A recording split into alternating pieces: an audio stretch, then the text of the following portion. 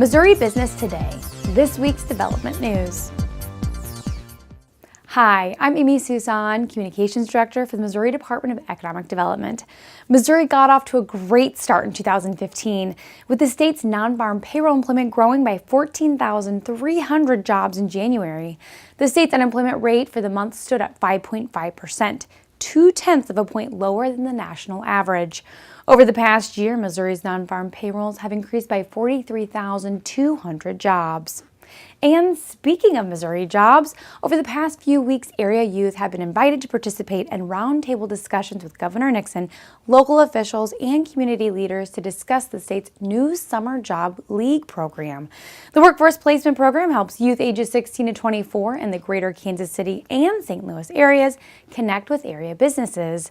The youth gain real-world work experience while earning a paycheck and supporting businesses access high-quality, motivated candidates at no cost. To date, more than 1,700 workers have applied for the program, and more than 120 employers have signed up to support the league and offer summer positions. To find out more, visit summerjobs.mo.gov. Governor Nixon was at GM's assembly plant in Wentzville this week, only not to announce new vehicles, but rather to highlight the company's workforce. GM enrolled in the state's Show Me Heroes workforce development program in 2010 to recruit and hire veterans after they return home from service. Since taking the pledge, the company has hired nearly 180 veterans and was recognized for their support to military families by receiving an award from the governor. GM's Missouri plant currently employs a total of 350 veterans. In this week's tech news, a new report from the IT Entrepreneur Network in St. Louis has found that the city saw a dramatic increase in funding for tech companies from 2013 to 14.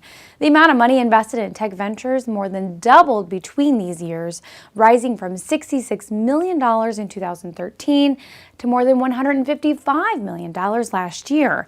This 2014 investment total also represents growth of nearly 5 times the 2012 total. The St. Louis area also added 2 new startup accelerators to its ranks last year, helping Missouri earn the rank of second most accelerators per capita in the nation.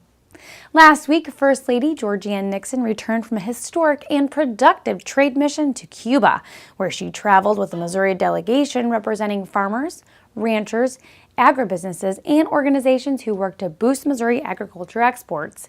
The Missouri team was the first state trade delegation to visit the country since the announcement that the U.S. was working to normalize diplomatic relations with Cuba. The mission, which focused on establishing relationships with potential trading partners, comes on the heels of figures released last month that show Missouri export sales reached $14.1 billion in 2014. The second highest year on record. Missouri agriculture exports also rose 15.3% last year. For the full news coverage, visit the Missouri Business Today webpage. And that's what's going on in this week's development news.